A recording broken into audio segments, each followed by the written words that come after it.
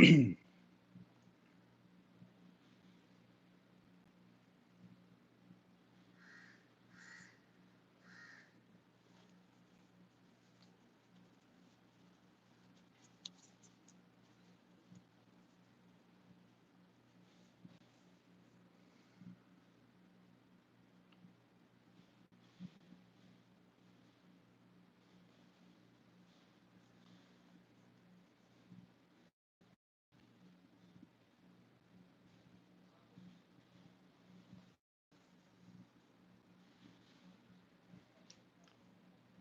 very good evening to you, ladies and gentlemen. It is my pleasure and privilege once again to join you for a live question and answer session. And I want to very sincerely thank you all for taking your time out and joining us this evening.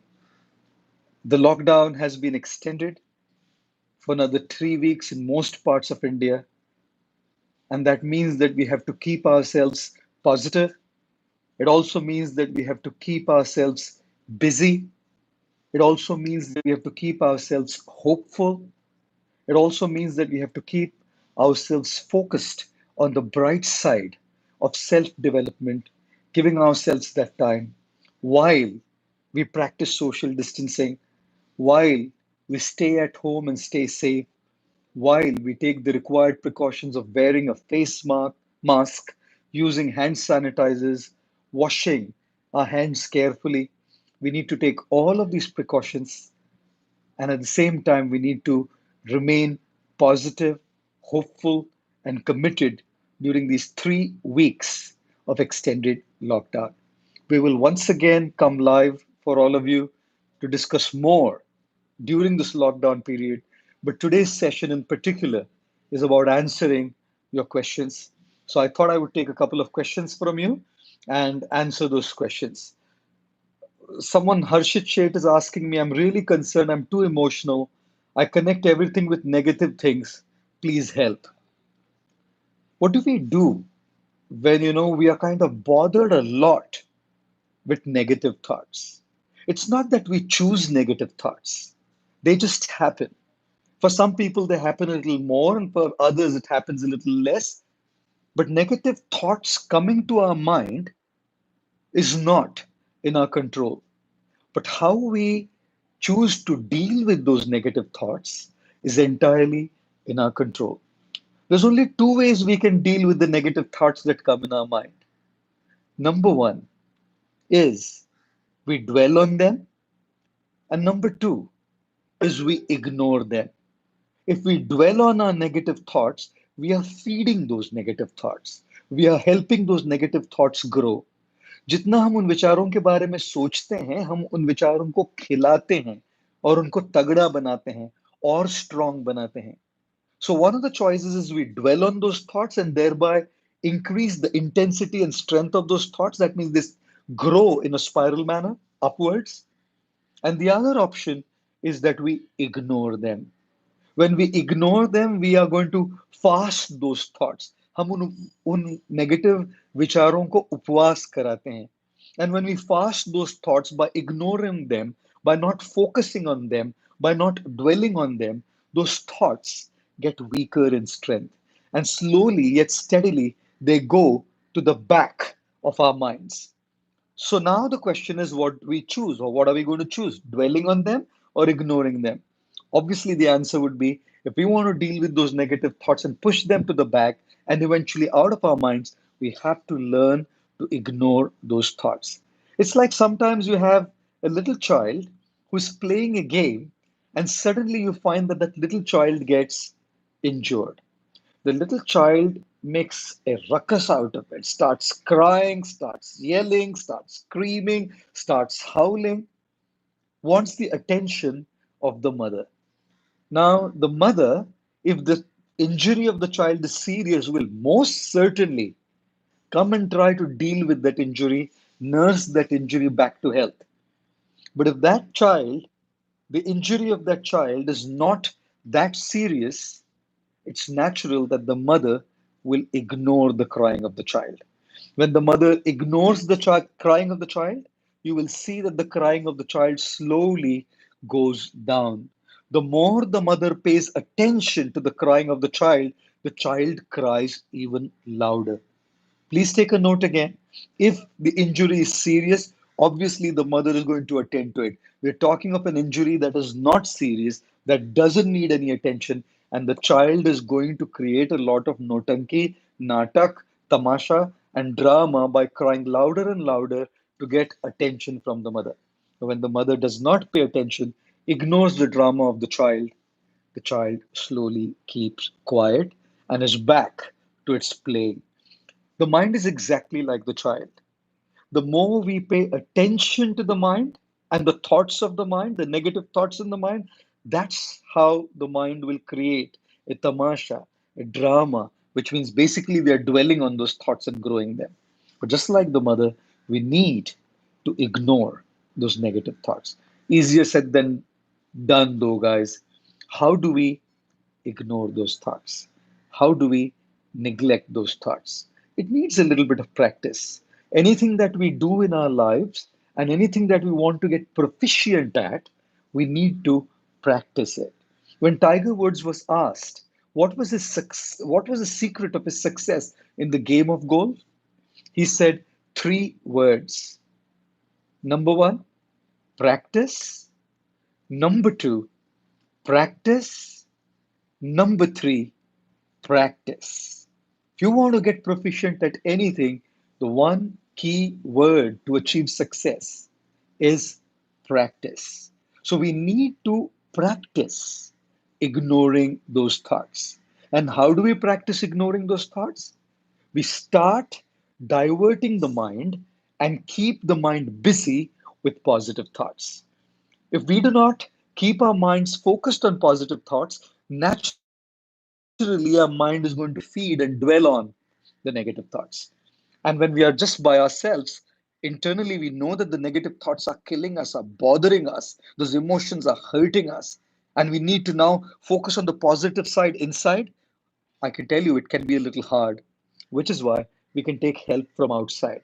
We can read a good positive book and divert the attention from the negative thoughts to the content of the book. You can listen to a good talk or a lecture and divert the attention from your negative thoughts to the beautiful, inspiring, motivational talk.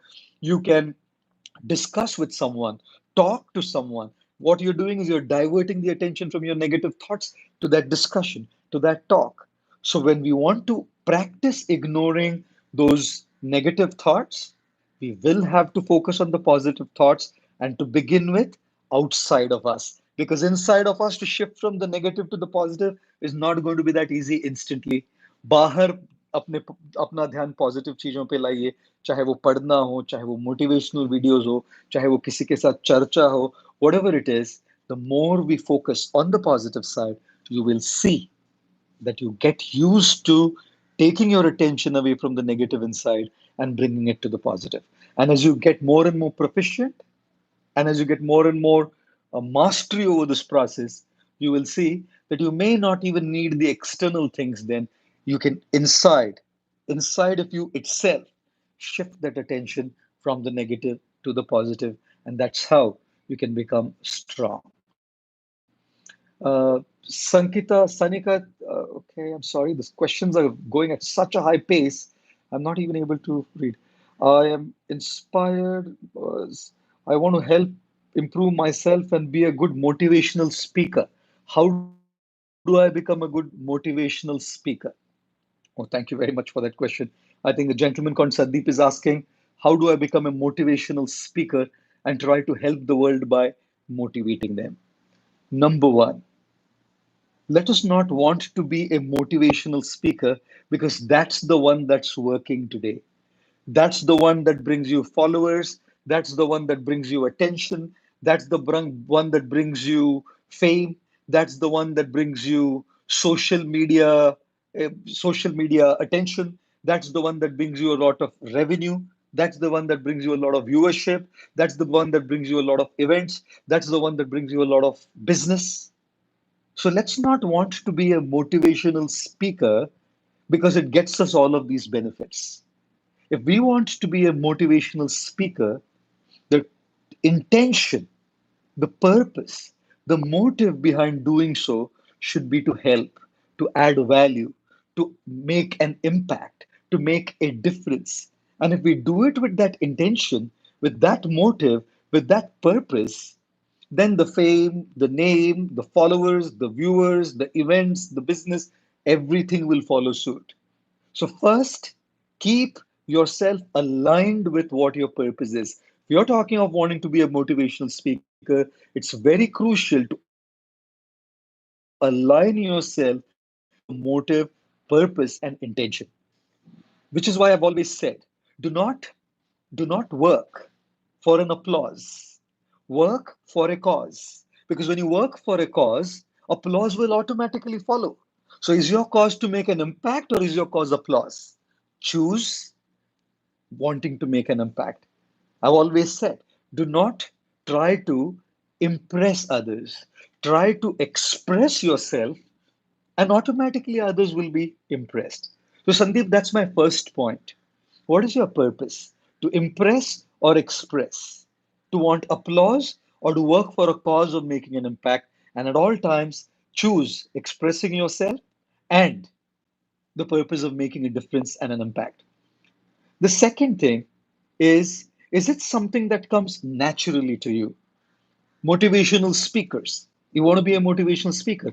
Is it something that comes very natural to you? Is it something that's your passion? And what's your passion? Your passion means what you're great at and what you love to do. Is it something that you thoroughly love to do? Is it something that you're completely in love with and you're obsessed with? And number two, is it something that you are absolutely great at as well? If you love it and if you know that this is me, you can practice and get great at it. You can acquire a skill to a certain extent if it's your nature as well. If it's not in your nature, you cannot go beyond a certain extent in acquiring a skill.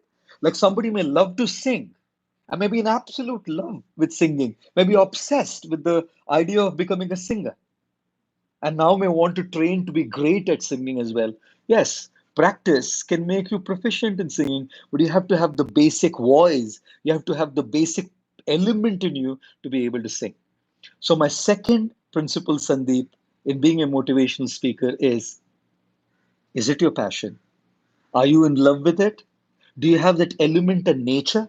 If you're in love with it and you have that element in nature, then for sure you can become proficient in the skill with a little bit of hard work and gaining, training and practice in it.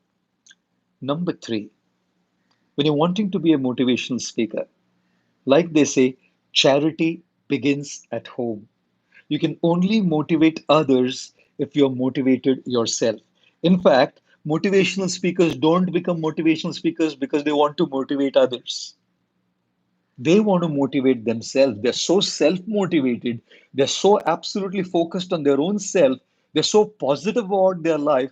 And when they start sharing what they have, automatically people are motivated and slowly they evolve to be a motivational speaker, which is precisely why, Sandeep, here are the three factors to take into account if you're looking at being a motivational speaker. Number one, what is your motive behind it? Is it to impress or express? Is it to get an applause or work for a cause to make a difference? And if you're in alignment with actually making a difference, that brings us to question number two. And question number two is it your passion? Do you have that element in you? And are you really in love with it? If yes, you can gain proficiency by good training and develop that skill. Number three, the last question is when you're wanting to be a motivational speaker, do not want to be a motivational speaker. Work on yourself, motivate yourself, be self motivated, be happy, be positive. And the outcome of it will be when you start speaking, naturally people around you will be motivated. And then to share it, you can learn skills like public speaking a little bit here and there, and then kind of move on. I hope that answers your question. Thank you. Suman Sharma, I'm sorry if you can ask that question again. Yeah, my husband used to hit me and give slang. I was about to divorce him, but he begged he will change. And after thinking of my 2 year son, I returned back to him, but he still tortures me. What to do? Suman, thank you very much for asking that question in public. I really can imagine the kind of pain you're going through. One of the issues in this country and across the world is domestic violence. A lot of ladies, especially, can be a victim of domestic violence. And one of the worst things is they simply keep quiet, they keep silent, they keep mum out of fear of social pressures. They feel like, what will the society think about me? Will my parents be okay if I get divorced and I move out of this relationship? I have a young child, 2 years old, 3 years old, 8 years old. I will probably be a single mother. I may not get remarried. How am I going to live my life? There's going to be a lot of insecurities that come along with that decision. And which is why a lot of ladies around the world just keep quiet, just keep quiet when they are hit, when they are tortured, sometimes physically abused, sometimes sexually abused, sometimes emotionally abused. And that's the sad plight of this country. Two of the greatest epics in the Hindu Sanatan Dharma of this country have been the Ramayana and the Mahabharata. And in the Ramayana and in the Mahabharata, the central characters have been women. In the Mahabharata, we have Draupadi. Draupadi was tortured by Dushasan. She was being disrobed. She was being maligned. She was being insulted in public. And the entire battle of Kurukshetra was fought to show that the dignity of a woman stands above everything else. In the Ramayana, in the epic Ramayana, you have the story of Ram and Sita. Sita was kidnapped by Ravan, and the entire battle was fought to get Sita back and not to have her being victimized by the torturous injustices and the torturous advances of Ravana. Which is why I do not think it is worthwhile to keep quiet. I truly do not think it is worthwhile to keep quiet when ladies are going through abuse at home, whether it's physical, whether it's emotional, whether it's sexual, whatever kind of abuse. Abusers are definitely committing a crime, but the abused will also probably be committing a crime to themselves and others by keeping quiet. One of the things that I always say is that the world does not suffer because of the violence of bad people as much as it suffers because of the silence of good people. So do not remain silent. Yes, if there be a little thing somewhere and if there can be a mutual adjustment, like you said, Suman, that, he said that, okay, we will work on it. And if you've given him a chance and he still does not change, he still continues to torture you, I think you need to consult someone. You need to consult someone wise. You need to consult someone trustworthy. You need to open your heart and see if that person deserves another chance. If that person does not deserve another chance, if you and your guides, your trustworthy friends, your mentors feel that he does not deserve another chance, you are already feeling that he doesn't deserve another chance, and your family, friends, mentors, guides also feel he doesn't deserve another chance, I think it's time to take action. I think it's time to make him understand that it's not an easy game and to take charge of your own life. I know that a decision like that does not come easy. A decision like that has its own consequences. A decision like that has its own strings attached. I totally understand. But at the same time, would it be fair to live a life being physically, emotionally, and in any other way abused? Would it be fair to spend your life like that in agony, pain, and anguish? You deserve love. You deserve peace. You deserve dignity. And I do not think that you should be continuing to live a life like that. And does your child, who's just 2 years old, who will now grow up eventually to be a young boy and a young man, does that child deserve to see this kind of lack of harmony at home? Does that child deserve to see the kind of pain that is being inflicted upon you and grow with this emotional trauma and to grow with a distorted mindset because of the situation and the vibes at home? So, yes, Suman Sharmaji, I feel that you need to take a call on this. You need to definitely look into it with seriousness. You need to discuss with, like I said, with family, with friends, with mentors, guides, trustworthy people, and see what to do next. But for sure, If he's not going to change, maybe another chance at the most. But if he's not going to change, yes, it's probably time to move out of that relationship and move on. I know there are consequences of that choice. I know that there are also going to be strings attached with that choice. So you have to also, again, which is precisely why I'm not kind of saying you should do it. This is just how I think. This is just how I feel. You know, I feel that it's a choice that you have to make at the end of the day.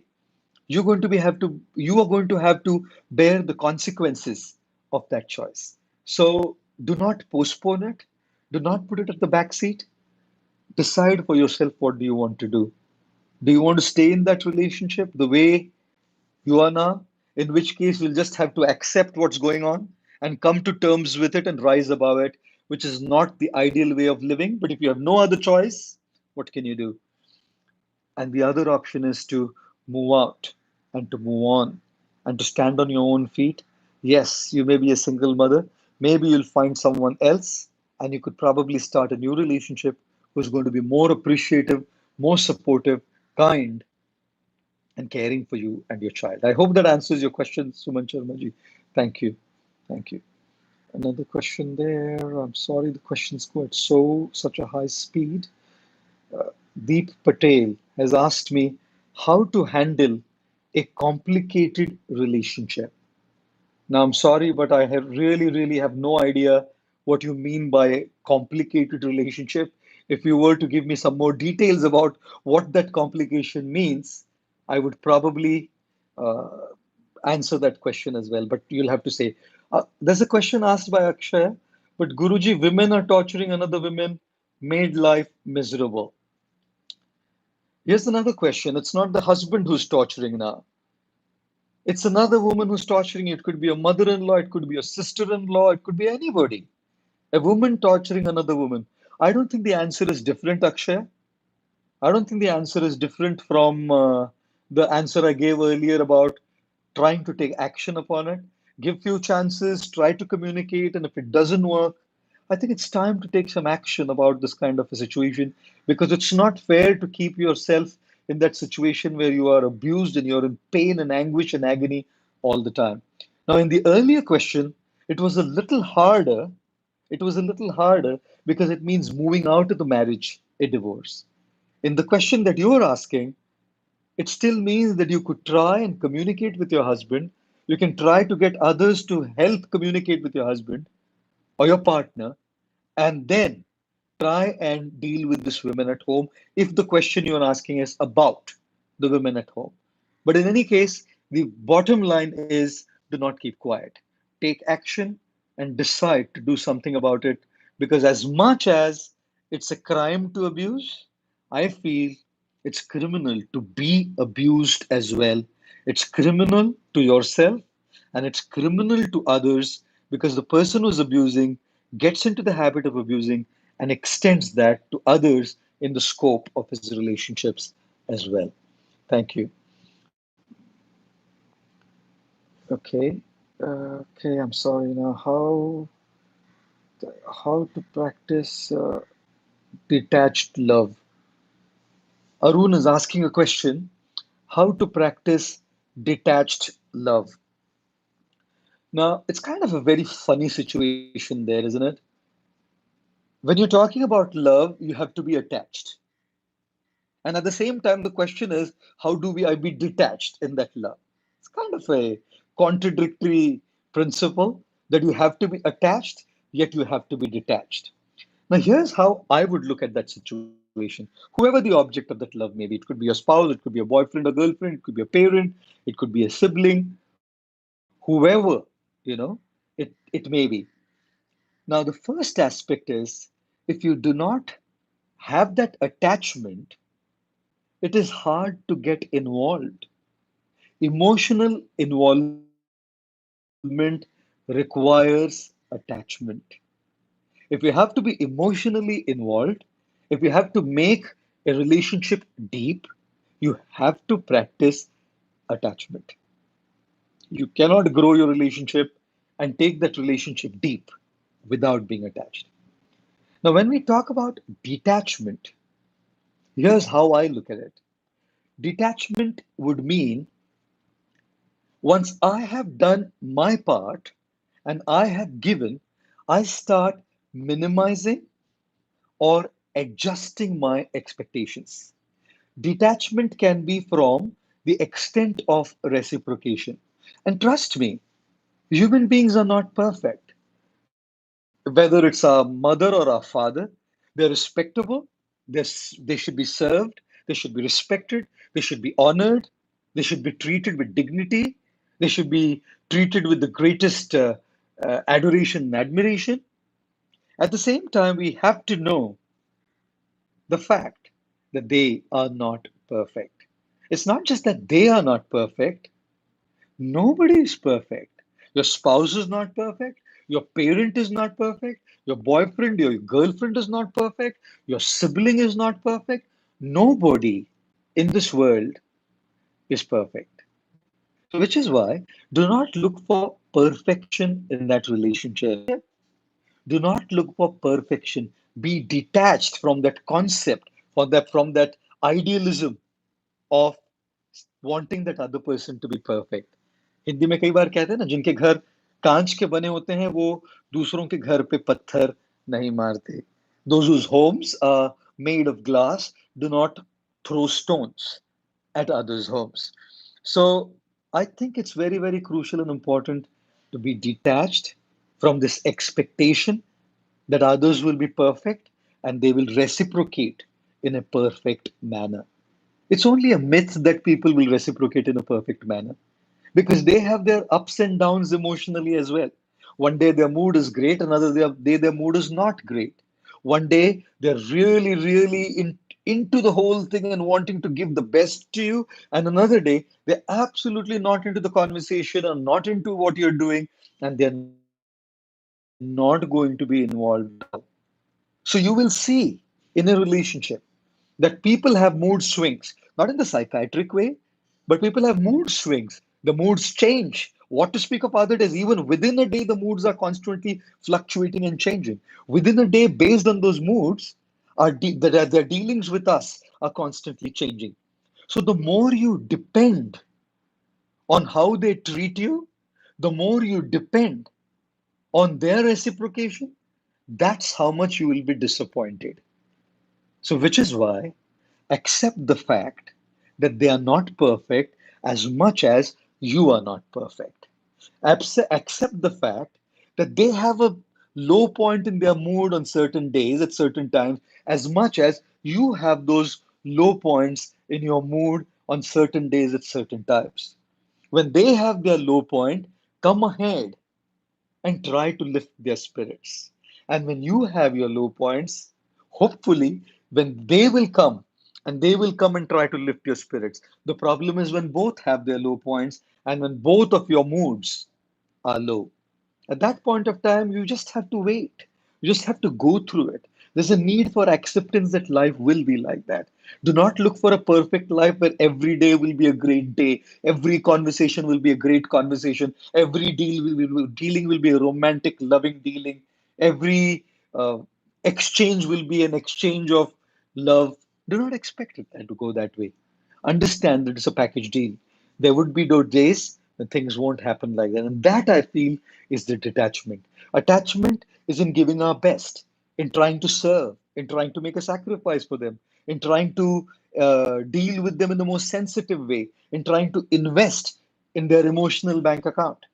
And detachment is to accept that everybody is not perfect as much as we are not, and which automatically means that there will be those times when things would be kind of up and down, and it's okay to have those ups and downs. If you have that detachment, then I think the relationship is substantial, it's meaningful, because on both sides there is acceptance that ऐसा होता है और चलता है. कभी mood ठीक नहीं होगा, कभी मूड ठीक होगा, कभी थोड़े झगड़े होंगे, कभी पीस होगा, कभी प्यार दिखाएंगे, कभी प्यार नहीं दिखाएंगे. As long as both are connected to each other, as long as both are committed to that relationship, as long as both are compatible, as long as both are willing to work on that relationship, as long as both have the foundation that's required for a good relationship, friendship, then I think the rest of it is just up and down. It's that unnes beast keeps going here and there, and practice that detachment by not wanting others to be perfect and not wanting and expecting that others' reciprocations will be perfect 24 hours a day for 7 days a week for the rest of your life. If you're detached from that expectation and accept things, I think the relationship can work well. Thank you. Someone, Vinay, is asking, Guruji, please talk on how to control anger. Thank you very much for that question. How to control anger? They say anger is only one letter short of danger. In the spelling of the word danger, you remove the D. What you have is anger. Now, how do you control your anger? The first thing I want to say is, ladies and gentlemen, guys, understand that it is absolutely normal to feel angry. It is absolutely normal to get those negative emotions. Any motivational speaker, any spiritual leader that's teaching you that you will never be angry and you'll never be consumed by negative emotions, I don't think that's the right thing to say. It's normal. पहले ये स्वीकार कीजिए कि normal होता है. To feel negative is normal. To get consumed by anger at times or sometimes many times based on our nature is normal. To feel negative, to feel angry, to feel depressed is normal. To stay negative, to stay angry, to stay depressed is abnormal. ये emotions लगना normal है. इन emotions में बने रहना ये abnormal है. So do not punish yourself if you're angry. Do not punish yourself if you feel negative. Do not punish yourself if you feel depressed. Normal है भैया. सबके साथ होता है. Everybody goes through this emotional upheavals. Everybody goes through this emotional turmoil. Everybody goes through this emotional roller coaster. So, what to do about it is the question. The difference is how do you respond to these emotions? And in this particular case, since you're asking about anger, here's how I would look at it. Now, when you're angry, there's a possibility that you're angry with someone or something based on simply your own perception, whereas the reality is different. मतलब problem कुछ था ही नहीं, आपकी गलत फहमी हो गई. You had a wrong perception, you had a misunderstanding, and based on that wrong perception, based on that misunderstanding, you worked up and angry with that person, right? And the second aspect of anger is actually the thing is wrong. The person did wrong, or the situation actually in real life is something that would naturally bring out those two situations: perceived anger, anger over perceived wrong, and anger over real wrong. So the first thing to do is to understand whether you're angry over simply something that you perceived as wrong or you're angry over something that is really wrong. And how do you do that? तभी गुस्सा आता है तभी तो ये सब याद नहीं आएगा ना. How do you do that? My advice is learn to practice this golden word wait. Over my years of stay in the ashram, in the monastery where I live, I learned this golden word wait. And I also started to apply it in my day to day life, started to practice and apply that golden word wait in my life. Now, when you practice that word wait, it means when I'm angry, I'm not going to react right then. I'm simply going to wait. I'm simply going to give some time for my head to cool down, for my head to calm down, and for me to understand more about the person or the situation, whether it was actually perceived or it was real. I've always said this, that when the head is hot, the tongue starts working faster than your mind, which basically means your tongue is no longer processing what it's saying. Your thoughts are unprocessed, unfiltered. What you're saying is unprocessed and unfiltered. Gandi gandi गालियां निकल जाती है कई बार गुस्से में. We start speaking things that are completely off the mark, which we would never have said if we would have processed and filtered them if the head is cool. When the head is hot, the filter stops working. The processor stops working. And when your processor stops working, when your filter stops working, you start saying things without your even knowing it. Which is why this word wait is magical. It takes practice, it takes constant practice to do it, but that word is magical. For example, something happened with someone today and you were really worked up and angry. You decided to wait. अभी नहीं बोलूंगी, अभी नहीं बोलूंगी. I'm not going to say it right now. What I'm going to do is I'm just going to wait till things are more clearer. Probably in the evening or the next day, you may get to know, you may come to know that actually what you were angry with was simply your perception. It wasn't even a reality. It wasn't a real problem. And then you say, oh, thank God I didn't yell. Oh, thank God I didn't react then and there because it automatically meant that I've saved my relationship. I've saved that emotional mess that I would have created for both of us by yelling, shouting, hitting, whatever else, isn't it? Don't they say a moment of peace when you're angry, a moment of peace when you're angry can save you 100 moments of regret later. So, yes, when you wait, there's a possibility that you may realize it was simply a perception. Now, if you wait and postpone your expression, your reaction, and you get to know that the action that the person did was really wrong, then what do you do? It was really wrong. सच में problem था. ये मेरा perception नहीं था. तो अब मैं क्या करूं? That's when you have to practice this. Know because of waiting, your head has calmed down a little bit. Know that because of waiting, that other person is also in a better frame of mind. Now, communicate. Do not bring in the who, bring in the what. Do not say you did this. Say what was wrong. Rather than say you did wrong, let's talk about what was the wrong that happened and how can we deal with it. So in this communication, I usually recommend and suggest a process which is called the what, why, how method of communicating your feelings. This is after the golden word wait, by the way. You know. So how do you communicate now? What, why, how? Tell the person what were you upset with? What were you worked up with? What were you angry with? I was upset with, I was worked up with, I was angry with the fact that you did not keep my laptop in the right position when it was kept for charging. It's a valuable laptop. You kept it wrongly. It could have fallen down. I was upset. I was worked up. I was angry. That's the way you are. What?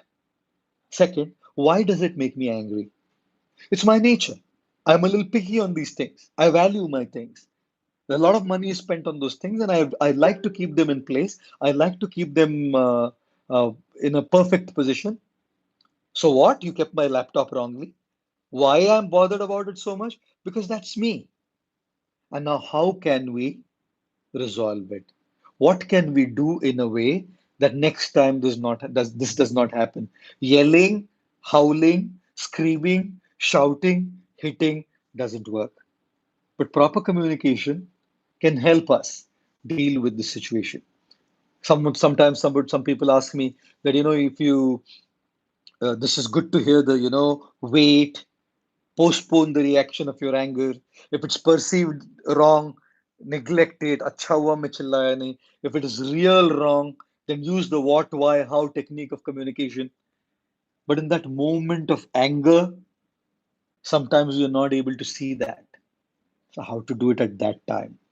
Here are two, three things. If your situation allows you, walk away till your mind gets a little calmer. Only if your situation allows you. You can't walk away from everything. If your situation doesn't allow you to walk away, and then both, whether you can or you can't, Practice conscious breathing, slow breathing. Just close your eyes and practice conscious breathing. It calms down the mind. Although it's just temporary, but it calms down your mind. And thirdly, I've always said, like in the army, they say, when you sweat more in peace, you bleed less in war.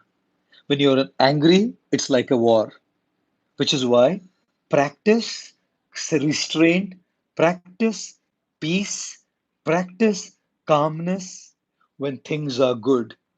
When you're not angry, when things are settled, when things are more peaceful, try to keep your mind calm, peaceful. Practice that, whether it's through meditation, whether it's through mindfulness, whether it's through conscious awareness. So when you do that in times of peace, you'll bleed less in times of war. When you're angry, your reaction will be less. And with every single time, we can improve a little more, a little more. It's a journey. You don't change and transform in one day, guys, or one night. जैसे मैं कई बार कहता हूँ ना, कई बार army में लोग कहते हैं ना, ऐसा नहीं होता यहाँ पर कि आज भर्ती और कल चक्रवर्ती. भर्ती होने में और चक्रवर्ती होने में कई युद्ध लड़ने पड़ते हैं. इसीलिए understand it's a journey. Controlling your anger is not going to be overnight.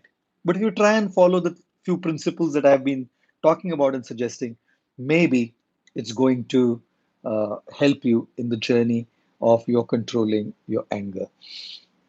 Thank you very much. How to know who am I? Why have I taken birth? That's a great question, and I couldn't read the name. The question's gone up, so I couldn't read the name. But it's a great question. How to know who am I? And what is the purpose of my birth? How to know who am I? I think when we are talking about ourselves, we have to look at ourselves in different layers. We have a physical self, which is our body, right? Which is visible to everybody, which everybody can perceive, which everybody can see, which is an instrument through which we express ourselves, which is an instrument through which we act, which is an instrument through which we achieve things, right? So that's our physical self, our body. And then beyond the physical self is our subtle self. And that subtle self is made of our mind and our intelligence. We use our mind and use our intelligence to process things in the world, you know. And beyond the mind and in the intelligence is the spiritual self. That is ourselves. We, that spiritual spark. It is that spiritual spark that sees through the eyes, that smells through the nose, that tastes through the tongue, that hears through the ears, that feels through the sense of touch. Because otherwise, who's feeling? You have a dead body as well. If a dead body's eyes are open and there's a beautiful person in front of the dead body, can the dead body feel? If you put a nice piece of chocolate on the tongue of a dead body, can the dead body taste? So is it the tongue that's tasting?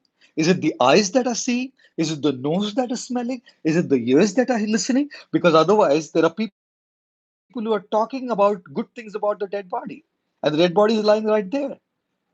So it's not the eyes that see. It's not the ears that listen. It's not the tongue that tastes. It's not the nose that smells. It's not the skin or the sense of touch that feels. It is you, the spiritual sense, your spiritual self, that spiritual spark who's using the mind and the intelligence as a software. You, the spiritual self, is using your emotional or your subtle self, the mind and the intelligence, to now act through your physical self, through your eyes, through your mouth, through your nose, through all of your senses. But the first question, who am I? You're a composite of all of these. You have a physical side to you, you have an emotional side to you, you have a mental side to you, and you have a spiritual side to you.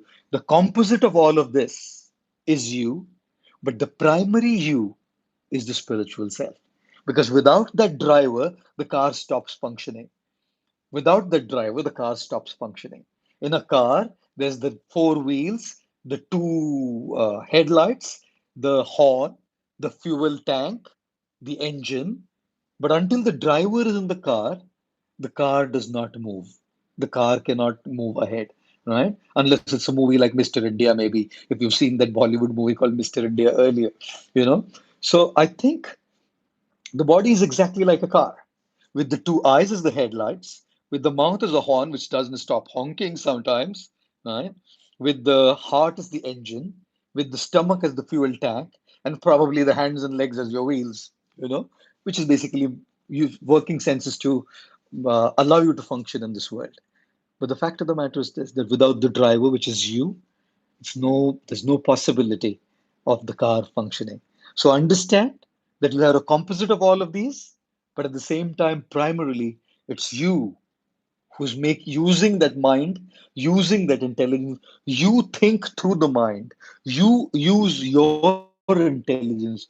You see through your eyes. You taste through your tongue. You listen through your ears. That okay? Now, what is the purpose of my birth? Two important days in your life. Number one is the day when you were born, and number two is the day when you get to know why.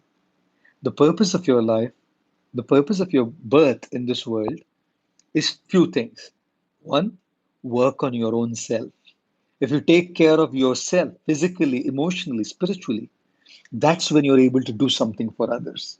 So, first aspect of your purpose is work on yourself.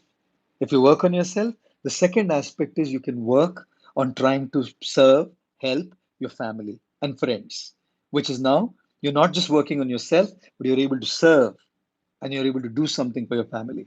Second aspect of your purpose. The third aspect of your purpose is move away not just from your family, but now to people outside your family. Could be your friends, could be your colleagues, could be your partners, could be your employees if you're running a company. Number four, the fourth aspect of your purpose is to do something for the world or the society in general. For instance, we are at this juncture uh, engulfed by this COVID pandemic. What could you do to help somebody? A part of your purpose. You're born to make a difference. You're born to make a difference to your own self. You're born to make a difference to your family. You're born to make a difference to your friends, colleagues, etc. You're born to make a difference to people whom you have nothing to do with and you don't know them, selflessly trying to serve them. And at the end of it all, the last aspect, the fifth aspect of your purpose in your birth is to see what is beyond this life. That's when we venture into the realm of philosophy. What is beyond this life? When life ends, how does my spiritual journey continue? Me who was using this physical body, me who was using this mind and intelligence as software, what happens to that me? Where do I move on? How do I proceed ahead? But that is the last aspect of your purpose. Put together, all five of these are called purpose. Does that make sense? I hope that makes some sense to you. Thank you. I'm going to take one or two questions before we end for this evening, and I will certainly join you back during this 3 weeks lockdown to uh, have more conversations, to have more dialogues, probably to answer more questions. We will do that. There's a question asked by somebody: how to avoid procrastination? You know, how does one avoid procrastination? Procrastination is about trying to push everything to tomorrow. आगे ढकेल देते हैं. You know, you kind of chill right now, and then we will push what we need to do today to tomorrow. जैसे पहले हिंदी में कहावत थी एक, कल करे सो आज कर, आज करे सो अभी, पल में प्रलय हो जाएगा, बहुरी करेगा कभी. It was a good one, right? If you're meant to do it tomorrow, procrastinate. कल करे, so आज कर. Do it today. आज करे, so अभी. Do it now. पल में प्रलय हो जाएगा, बहुरी करेगा कभी. In a moment, tables will be turned and you will never be able to do what you thought you will do tomorrow. Nowadays, however, people have changed it. Nowadays, guys say, आज करे, so कल कर. कल करे, so परसों. अभी इतनी जल्दी क्या है? जब पड़े हैं बरसों. If you're meant to do it today, do it tomorrow. If you're meant to do it tomorrow, push it to day after tomorrow. Because at the end of the day, you have a long time in your life and you can take it up at some point of time in your life. So, procrastination is about pushing what you're meant to do now to later in the day, what you're meant to do today to tomorrow and into the future. The question obviously is, how does one deal with procrastination? As with most habits that we have to start working on our habits, in this particular case, procrastination, by starting with the small things. Rather than starting with the big things, start with the small things. You will realize and see that big things are out of our reach right away. Small things are within our reach right now. When you start with the small things, you gain confidence that it is possible for me. When you start with the large things which are out of your reach, you realize ये तो मेरे से हो नहीं सकता, and you lose confidence and you give up and you lose your determination. I'll give you an example. If you have exams, if you're a student and you have exams coming up, let's say midterm exams, right? I'm not saying you're going to start studying for that right now. It'd be great if you could, because if you study every day, you will never be under pressure when the midterm exams come. But what if there's an exam tomorrow and you the question is how? वो mid term की तो बात दूर की है भाई साहब, लेकिन आज का भी पॉसिबल नहीं है. कल एग्जाम है लेकिन एक सिंपल टेस्ट है, लेकिन उसको भी मैं पोस्टपोन कर रहा हूँ. कल 12 बजे एग्जाम है ना, हम 8 बजे बैठ के देख लेंगे. Right now chill, watch TV, gossip, watch Netflix, just sleep, take it easy. You know, I think what's very crucial and important is to break that loop. We have to break that loop and start somewhere. And that starting somewhere might as well be now and today. I know it's hard. I know it's not easy, but you have to break that loop. Only when you break that loop and experience firsthand the result of having done it on time, positive result of having done it on time, will you feel motivated and inspired to do it on time the next time. How would you break that loop? If you're not able to break it by yourself, take help from somebody. Of course, you can watch motivational videos, you can read motivational books, you can do all of that stuff. But the fact of the matter is, it's not as easy to keep ourselves motivated by our own self. So it's good to take help from a friend. It's good to take help from a family member who will push you, who will pester you, who will be on top of your case to start now. जब खुद हम लोग helpless हो जाते हैं ना, और इतने ज्यादा उस कंडीशनिंग और हैबिट में आ जाते हैं ना, तो ऐसे सिचुएशन में किसी की मदद लेना बहुत जरूरी हो जाता है बाहर से. So they can be, we become a little more accountable to them. You know, they're going to help us and they take charge of us, and we're going to be a little more accountable to them. So basically, we give them the charge to push us, we give them the charge to reprimand us, to give them a charge to correct us.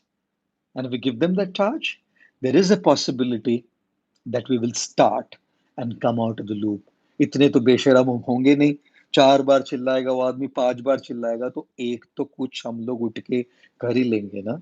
And therefore, one of the ways to get out of this habit of procrastination, in many ways, one of the ways is to give that charge to somebody else when we realize that we are too helpless and are unable to deal with it. Yeah. Thank you. One last question that I want to take. Yes, Jyoti, thank you very much. I will definitely try and take good care of myself. I'm trying to take good care of myself during this lockdown in particular. Thank you. Kalyan HS, how do improve communication and talk fluently like you? Oh my goodness. I'm not too sure if I'm very fluent, and I'm not too sure if I'm a good communicator or not. I think it's just been a part of me since I was growing up. And so it came naturally to me. For some people, communication, fluency comes naturally, right? For some others, they may have to work a little bit on learning it. So here's how I look at it. If you're looking at improving your communication skills, if you're looking at improving your fluency in a certain language, there's a few things you can do. Number one, start reading more, watching more, and learning more, hearing more in that language. If you start watching, suppose, let's say, for example, English, you would read more of English books, you would watch more of English talks or English movies or English shows. When you listen to that language, keep a dictionary with you. And if you don't understand the word, pause, watch, understand what the meaning of that word is, register it, use that word in your communication the next time you speak. Correct? This is something that you can do by yourself.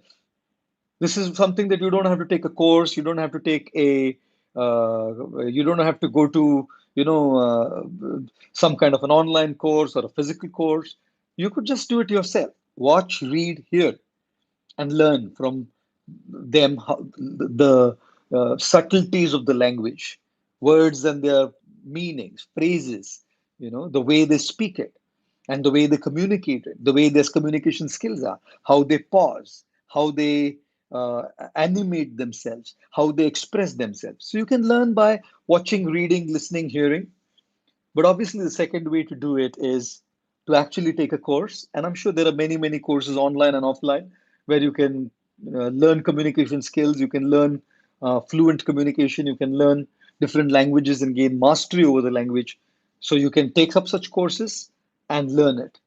But the key of it all is whether you learn from uh, watching videos and reading books by your own self or whether you take courses, you will have to practice it. Constant practice is the key. The more you practice, communicate, converse with people in that language, and you express yourself fully, you may be a little shy, you may be a little apprehensive earlier, but if you come out of the shell and start doing it, I think you will be able to cross that bridge and get there in terms of gaining those communication skills and fluency in a certain language. A good way to do is just start by speaking in front of a mirror, making eye contact, gestures if needed, and being very, very, you won't have to be too cautious then because nobody is watching you. Once you're a little okay and comfortable with that, move to the next thing. And the next thing is start speaking to people who are comfortable with you and you are comfortable with them, which means basically they would not judge you, they will not brand you, label you.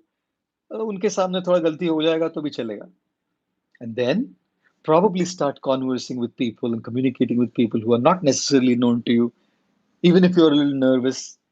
And then what will happen there is you will see that even if there be a mistake, now you're conscious and you'll rectify it. And then probably you will come up on stage or on a video or in whatever way you want to do it. And your communication will be absolutely okay in whatever area you want to develop it in.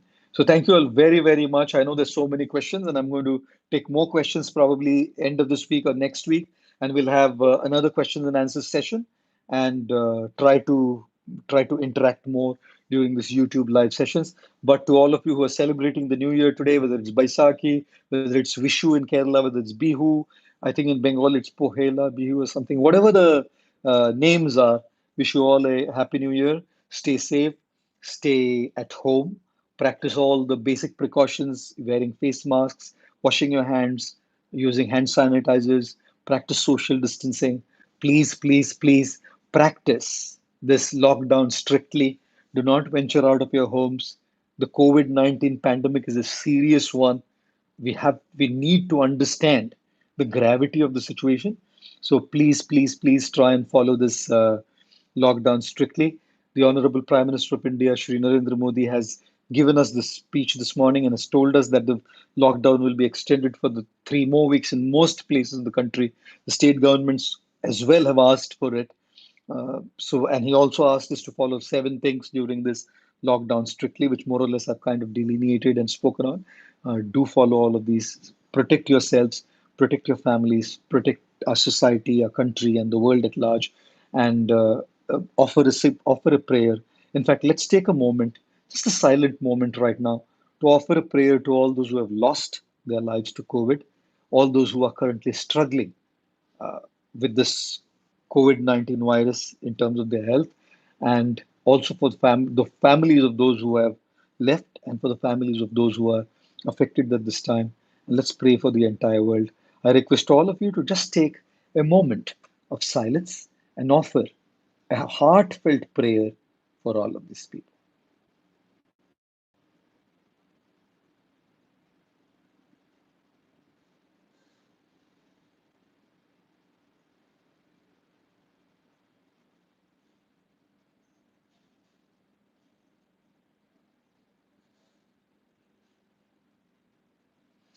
Thank you very much. I wish to thank you all very, very much once again.